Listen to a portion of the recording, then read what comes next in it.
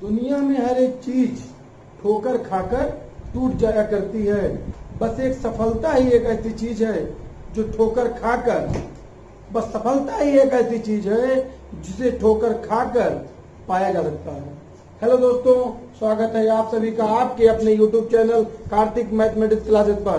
दोस्तों, मैं कार्तिक श्रीवास्तव एक बार फिर से आप सभी के लिए आज हम लोग चर्चा करने वाले हैं। आपको स्क्रीन पे दिख रहा होगा वृत्त, सर्किल आप लोगों को बताए थे। ज्योमेट्री, आज हम लोग ज्यामिति के बारे में पढ़ेंगे और ज्यामिति में काफी चीजें हैं, त्रिभुज है और आपका चतुर्भुज है, वृत्त है, कई चीजें हैं, लेकिन आज हम लोग डिस्कस करने वाले हैं वृत्त के बारे में। तो व्हाट इज सर्किल, वृत्त क्या है? किसी बच्चे से पूछे जाए तो वृत्त में पूछ लेते हैं वृत्त किसे कहते हैं। तो परिभाषा पे पहले इसको हम लोग ध्यान देंगे कि वृत्त, अगर आप ऐसे प्रकार में कुछ डिस्टेंस ले लीजिए अपने कंपास में और एक डिस्टेंस आपने खींचा और एक सेंटर है इसका O, और जब आप सर्किल खींचेंगे तो कोई उसकी रेडियस भी तो होगी, ये उसकी क्या हो गई, त्रिज्या। तो अगर आपसे पूछा जाए कि वृत्त किसे कहते हैं, व्हाट इज सर्किल, तो वृत्त एक ऐसे बिंदु का बिंदुपथ है, वृत्त एक ऐसे बिंदु का बिंदुपथ है जिसका एक स्थिर बिंदु से, स्थिर बिंदु दोस्तों यहाँ पर क्या है, O, स्थिर बिंदु से दूरी सदैव बराबर होती है तथा बराबर दूरी को वृत्त की हम लोग क्या बोलते हैं, त्रिज्या। एक बार पुनः रिपीट करते हैं परिभाषा, आप लोग याद भी करते चलिएगा। वृत्त एक ऐसे बिंदु का बिंदुपथ है जिसका एक स्थिर बिंदु से दूरी सदैव बराबर होती है तथा बराबर दूरी को वृत्त की त्रिज्या बोलते हैं। ठीक है, ये आपका परिभाषा हो गया। फिर जैसा कि आप देख रहे हैं कि ये O है, तो जहां पे अपने प्रकार में हम लोग जब वृत्त खींचते हैं, वृत्त का जब वो प्रकार वाला पॉइंट जहां रखा जाता है, ये इसको बोला जाता है क्या, केंद्र, वृत्त का केंद्र। O इस फिगर में वृत्त का क्या है, केंद्र है। R क्या है, वृत्त की त्रिज्या है। अगर यहाँ पर कोई पॉइंट हम OA ले लें, OA, तो OA वृत्त की त्रिज्या हो जाएगी। त्रिज्या क्या होती है, जब कोई वृत्त की आकृति खींचनी रहती है, जो प्रकार में हम लोग दूरी लेते हैं उसे वृत्त की क्या कहते हैं, त्रिज्या कहते हैं। अगर मान लीजिए आपसे कोई कहीं लिखा है कि C ब्रैकेट में O, R, इसका तात्पर्य यह हुआ, ये प्रमेय में अधिकतर मिलता है दोस्तों, कंपटीशन के प्रमेय में, हाई स्कूल में प्रमेय में कहीं नहीं पूछ सकता है। C ब्रैकेट O, R का तात्पर्य यह हुआ कि एक वृत्त जिसका केंद्र O व त्रिज्या क्या है, R है, इसे बोलेंगे वृत्त का केंद्र C, क्योंकि केंद्र को अंग्रेजी में हम लोग बोलते हैं सेंटर, और O is the centre of circle and R is the radius of circle. R वृत्त की त्रिज्या हो जाएगी। फिर जीवा को अंग्रेजी में बोलते हैं हम लोग कॉर्ड, बहुत लोग उसको चौड़ भी पढ़ते हैं, CHORD। अब कॉर्ड क्या होता है, तो आपने वृत्त देखा ना। अगर मान लीजिए यहाँ पर कोई एक बिंदु है, एक बिंदु ये है, एक बिंदु C है, एक बिंदु D है, तो अगर इस C और D को आपस में मिला दीजिए, या मान लीजिए यहाँ कोई पॉइंट हो P, यहाँ कोई पॉइंट हो Q, P और Q को आपस में मिला दीजिए, तो वृत्त की क्या हो जाएगी, ये जीवा।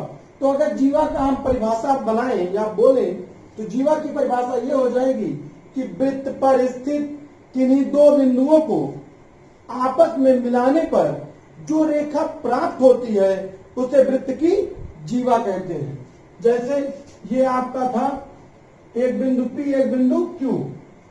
हाँ, एक बात और दोस्तों, जैसे कि आप लोगों को एकदम बकायदा परिभाषा समझाते हुए कि कभी आपसे कोई पूछ ले कि वृत्त क्या होता है, जीवा क्या होता है, व्यास क्या होती है, त्रिज्या क्या होती है, तो आपको कहीं पे कोई समस्या ना हो। बस आप ध्यान से देखिए वीडियो को, बगैर स्किप किए, बगैर, अगर कोई चैनल पर नया व्यूअर होगा तो पहले आप वीडियो को देखिएगा और अगर आपको अच्छा लगेगा तो चैनल को सब्सक्राइब करिएगा। अब देखिए यहाँ पर हमने बताया जीवा क्या होता है कि वृत्त पर स्थित किन्हीं दो बिंदुओं को आपस में मिलाने वाली रेखा को वृत्त की जीवा कहते हैं। फिर जीवा के बाद से आप लोगों ने सुना होगा व्यास। व्यास अंग्रेजी में इसको बोलते हैं डायामीटर। अब डायामीटर क्या होता है, तो अभी आपने जो जीवा के बारे में पढ़ा, अगर मान लीजिए यहाँ R है और यहाँ S है, इन दोनों लाइन को ऐसे मिला दिया जाए आर और यस को, तो आप कहेंगे कि अभी तो सर आप बता रहे थे कि वृत्त पर स्थित किन्हीं दो बिंदुओं को मिलाने वाली रेखा वृत्त की जीवा कहलाती है। तो ये भी एक बिंदु पी है, ये भी एक बिंदु आर है और यह एक बिंदु यस है। इन दोनों को आप मिला रहे हैं तो आप कह रहे हैं कि व्यास है। हाँ दोस्तों, व्यास क्या होता है? वृत्त की वह जीवा जो वृत्त के केंद्र से होके जाए, वृत्त का व्यास कहलाता है और व्यास वृत्त की सबसे बड़ी जीवा होती है।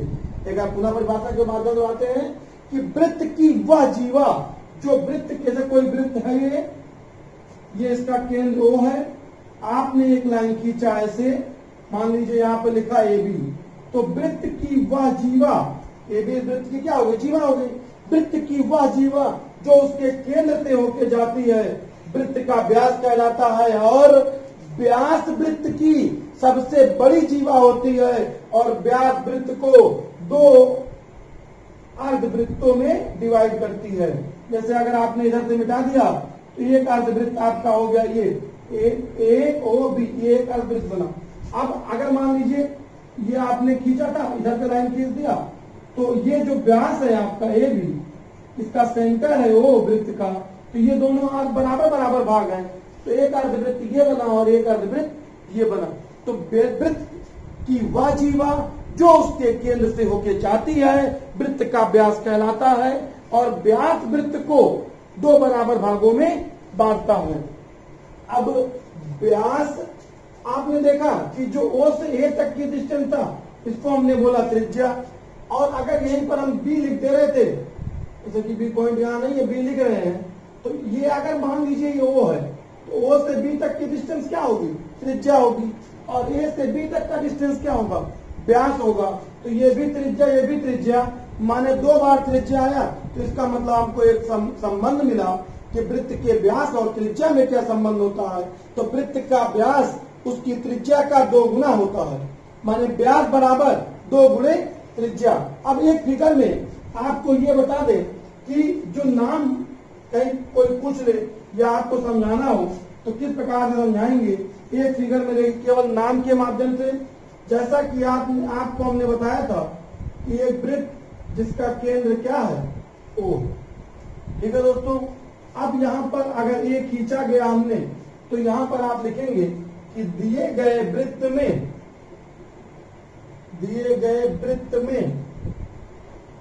ये जो वृत्त है दोस्तों क्लास 6 से शुरू होता है और एकदम छोटी छोटी टॉपिक्स रहते हैं, तो इसलिए हम लोग एकदम छोटी छोटी बातों को एकदम ध्यान से रखेंगे, कोई भी बात स्किप नहीं करूंगा।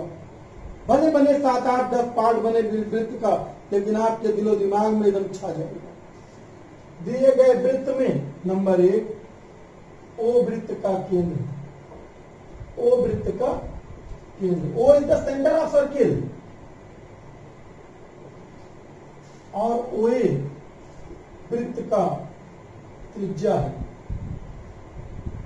OA वृत्त की क्या है? त्रिज्या है। AB वृत्त का व्यास, B कहां गया? ये आ गया B। AB वृत्त का क्या है? व्यास। अगर मान लीजिए कोई लाइन आपने CD खींच दिया, कोई लाइन आपने PQ खींच दिया, तो AD CD तथा PQ वृत्त की क्या है? जीवा। CD तथा PQ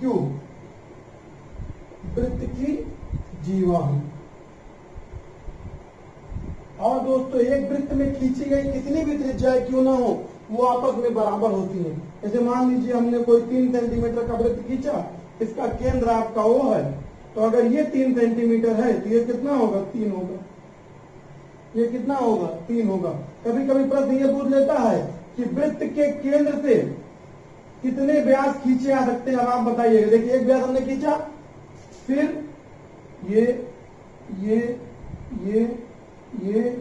सब क्या है? वृत्त के व्यास। अब कोई गिन सकते हैं इसको आप कितना खींचा गया? नहीं, अनगिनत, मतलब कि इनफाइनाइट डायमीटर आप ड्रॉ कर सकते हैं वृत्त के सेंटर से। ठीक है, तो इसको आप लोग स्क्रीनशॉट लेके नोट करिए, फिर हम आगे कुछ बताते हैं। देखिए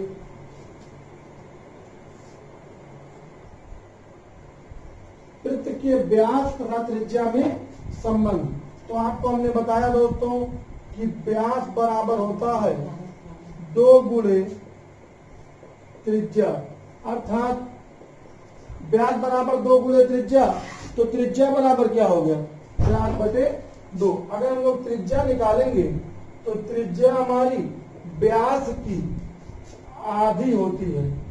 व्यास को अंग्रेजी में डायमीटर बोलते हैं। तो अगर कभी रेडियस निकालना है आपको तो r बराबर d बाई 2, r बराबर d बाई 2। फिर वृत्त में एक टॉपिक है वृत्त की परिधि, वृत्त की परिधि माने इंग्लिश में इसको बोलेंगे सरकमफ्रेंस ऑफ सर्किल। क्या होता है सरकमफ्रेंस ऑफ सर्किल? अब आपको ये पता है कि ये आपका वृत्त है, यही डिस्टेंस तो आप पूरा प्रकार से खींचते हैं। तो जो एक समतल सतह पर क्या होता है वृत्त की परिधि, एक समतल सतह पर खींचा गया संपूर्ण घेरा को वृत्त की परिधि कहते हैं। अब दोस्तों आपको यह पता होगा कि एक संपूर्ण वृत्त में कितने अंश का कोण बनता है, तो अभी हम लिख भी देते हैं। एक संपूर्ण वृत्त में 360 अंश का कोण बनता है। तो वृत्त की परिधि क्या होती है? अब आपको ये पता है कि पूरा 360 अंश का कोण बनता है, तो गणित में पाई का मान अगर 180 अंश भी होता है और अगर संपूर्ण वृत्त तो माने 2 पाई, तो जो वृत्त की परिधि होगी तो क्या हो जाएगा 2 पाई r। r यहाँ पर क्या है, त्रिज्या है। फिर अब अर्धवृत्त का परिधि अगर पूछ लिया जाए, वृत्त की परिधि क्या निकली, परिधि 2 पाई r। अब आपको ये पता चल गया कि एक संपूर्ण वृत्त में कितने अंश का कोण बनता है, तो आप दोस्तों तुरंत टिक लगाएंगे। एक संपूर्ण वृत्त में 360 अंश का कोण बनता है। अब अगर पूछे कोई प्रश्न कि अर्धवृत्त की परिधि क्या होगी, अर्धवृत्त की परिधि बराबर, तो पहला फार्मूला आप डायरेक्ट शॉर्टकट में समझिए, 36/7 और क्या हो जाएगा, त्रिज्या। अब आप लोगों ने ऐसा फार्मूला कभी नहीं पढ़ा होगा कि वृत्त की परिधि 36/7 r होता है। तो ये आया कैसे? अब आप जानते हैं कि ये आपका पूरा वृत्त होता है, ये आपका क्या हो गया, अर्धवृत्त। तो ये दूरी अगर चलेगा कोई बच्चा तो 180 अंश, मानिए इसका अगर आप निकालना चाहेंगे तो पाई r और प्लस ये वृत्त का क्या होता है, व्यास होता है। व्यास माने 2 गुणे त्रिज्या। अब देखिए दोस्तों यहाँ से r कॉमन है, इसी फार्मूले को आप अगर ना वैसे करने चाहिए तो पाई r प्लस 2r भी लिख सकते हैं। क्या, वृत्त की परिधि, यहाँ से r कॉमन है तो क्या बचा, पाई प्लस 2। अब दोस्तों पाई का मान होता है 22/7 और प्लस 2 ज्यामिति में, ट्रिग्नोमेट्री में पाई का मान 180 अंश। r ऐसे रहने दीजिए, 7 आपका लघुत्तम हो जाएगा, 7 दूनी 14, तो 22 और प्लस कितना 14, 22 में 14 जोड़िए कितना आ गया 36, 36/7 और r आपने पहले से बाहर रखा है। तो अर्धवृत्त की परिधि क्या हो गई, 36/7 r। फिर अगर मान लीजिए कि आपसे कोई ये पूछ ले कि वृत्त क्या विमीय फिगर है, तो आपको ये ध्यान देना होगा कि हम लोग 1 विमीय, 2 विमीय, 3 विमीय और 0 विमीय आकृति पढ़ते हैं। अब जैसे कि आपसे कोई पूछता है कि बिंदु किसे कहते हैं, तो बहुत बच्चे, अब देखिए दोस्तों बिंदु का मतलब क्या हुआ कि पेंसिल लीजिए या पेन लीजिए, ऐसे रख दीजिए, हम लोग ऐसे दिखाते हैं दर्शाने के लिए, तो इसकी मोटाई हो गई। अब जो आकृतियां होती है ये आपका 0 विमीय होता है, 0 डायमेंशनल। 0 डायमेंशनल आकृति क्या हो गया, जैसे बिंदु हो गया। ज्यामिति के बारे में चर्चा करेंगे दोस्तों, तो पूरी चीजें आपको बारीकी से बताएंगे। कोई समस्या होगा आप कमेंट के माध्यम से तुरंत पूछिए। फिर 1 विमीय आकृति, तो हाँ बिंदु किसे कहते हैं, पेंसिल की नोक को कागज पे रखने पर जो आकृति प्राप्त होती है उसे बिंदु कहते हैं। 1 विमीय आकृति ऐसी आकृति जिसके अंदर केवल लंबाई हो या केवल चौड़ाई हो, जैसे कि लाइन हो गया, रेखा। फिर आपका आएगा 2 विमीय आकृति। 2 विमीय आकृति क्या होती है, ऐसी आकृतियां जिसका हम परिमाप तथा केवल क्षेत्रफल ज्ञात कर सके, आयतन नहीं। तो वृत्त का आयतन नहीं होता दोस्तों, बहुत बहुत लोग पूछेंगे कि वृत्त और गोले में क्या अंतर होता है, तो आप कहेंगे कि वो गोला गोल है, वृत्त भी गोल है, अंतर क्या है? तो वृत्त 2D मतलब 2 डायमेंशनल आकृति है और गोला 3D आकृति है। वृत्त का 2D क्या होता है? ऐसी आकृतियां जिनके हम परिमाप और क्षेत्रफल ज्ञात कर सके उसे 2D कहते हैं, और ऐसी आकृति जिसके हम आयतन भी ज्ञात कर सके, क्षेत्रफल भी ज्ञात कर सके, परिमाप भी ज्ञात कर सके, तो वो आपका 3D कहलाएगा। तो 2 में 2 में क्या आएगा आपका? जैसे आपका वर्ग हो गया, आयत हो गया, वृत्त हो गया, ये आपका द्विविमीय आकृति हो गया। और जब त्रिविमीय आकृति आएंगे तो आपका जैसे कि शंकु हो गया, फिर आपका बेलन हो गया, फिर आपका घनाभ हो गया, फिर आपका घन हो गया आदि। तो ऐसी आकृतियां जिसके आयतन भी ज्ञात हो सके वो आपका 3 विमीय होगा। यहाँ पर गोला, अंग्रेजी में स्फेयर भी बोल सकते हैं। फिर ये आपकी आकृतियों से संबंधित बातें हो गई। फिर अब अगर आपसे कोई पूछ ले कि वृत्त में चाप क्या होता है, अब दोस्तों जो चाप की बात आई तो चाप भी एक वृत्त का क्या है? हिस्सा है। चाप जान लीजिए आप कि चाप को अंग्रेजी में आर्क कहते हैं। बहुत बच्चे को चाप लगाओ तो कहता किसको चापने, अब चापना थोड़ी ना है, चाप माने आर्क। अब देखिए, there are 2 types of arc. जो चाप होता है 2 प्रकार का होता है, एक आपका लघु चाप और एक दीर्घ चाप। जैसे कि आपने एक वृत्त बनाया और वृत्त का केंद्र हो गया वो, ये आपका त्रिज्या है और ये भी एक कोई खंड है। तो जो ये डिस्टेंस है आपका, ये वाला डिस्टेंस, ये डिस्टेंस को वृत्त का क्या कहेंगे? चाप कहेंगे। और ये आपका छोटा डिस्टेंस है, ये हो गया आपका लघु चाप, ठीक है। और ये पूरा आपका बड़ा डिस्टेंस है, इसको हम लोग कहेंगे दीर्घ चाप। तो आपने देखा कि चाप कितने प्रकार का होता है? 2 प्रकार का। तो एक आपका लघु चाप और एक आपका दीर्घ चाप। ये वृत्त की त्रिज्या थी, जो ये डिस्टेंस आपने कवर किया, छोटा डिस्टेंस, ये लघु चाप, और ये जो पूरा डिस्टेंस है ये क्या हो जाएगा? दीर्घ चाप। फिर अगर मान लीजिए आपसे पूछे वृत्त का क्षेत्रफल क्या होगा, वृत्त का क्षेत्रफल क्या होता है, तो वृत्त के क्षेत्रफल को अंग्रेजी में कहेंगे एरिया ऑफ सर्किल। वृत्त का क्षेत्रफल, अभी दोस्तों हम लोग टॉपिक छोटी छोटी चीजें से संपर्क कर रहे हैं, उसके बाद से हम लोग न्यूमेरिकल भी सॉल्व करेंगे। पहले छोटी छोटी बातें आपको बताते हुए चलते हैं। वृत्त का क्षेत्रफल, जो दोस्तों वृत्त का क्षेत्रफल होता है, वृत्त के क्षेत्रफल का formula area of circle is equals to pi R square. Pi की वैल्यू क्या होती है? 22/7। पाई का मान 22/7 या 3.14 होता है। जब यहाँ पर हमने इसको डिस्कस किया पाई के बारे में, तो एक चीज आप और नोट करके याद कर लीजिएगा, नोट नंबर 1, कि पाई एक कैसी संख्या है? अपरिमेय संख्या है।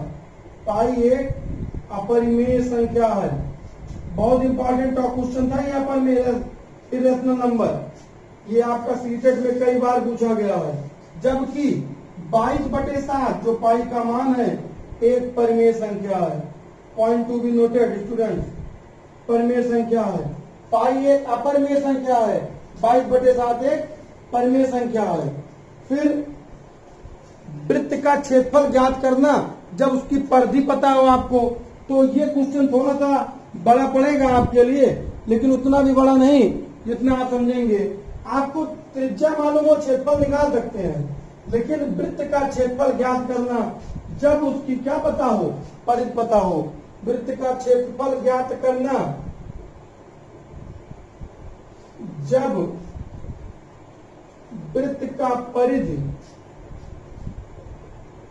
परिधि को अंग्रेजी में सरकमफ्रेंस कहते हैं, सी ज्ञात हो।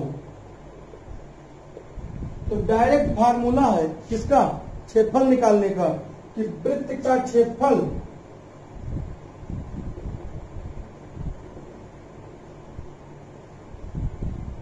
ए बराबर c²/4π, या डायरेक्ट आप एक रिलेशन याद कर सकते हैं कि c² बराबर 4πa। सी क्या है? यहाँ पे परिधि है, ए क्या है? क्षेत्रफल है, और पाई का मान रख के निकाल सकते हैं। तो दोस्तों वीडियो कैसा लगा जरूर बताइएगा, कमेंट करिएगा। और यदि कोई चैनल पर नया रहा होगा और आपको वीडियो समझ में आया होगा तो चैनल को सब्सक्राइब करिएगा, बेल आइकन को दबा के रखिएगा कि आपके पास तक जो भी वीडियो बनाया जाए उसका नोटिफिकेशन आपके पास तक पहुंचे और आप उससे तुरंत क्या हो, जागरूक हो सके, समझ सके, पढ़ सके। तो आज के लिए बस इतना ही। जय हिंद, वंदे मातरम।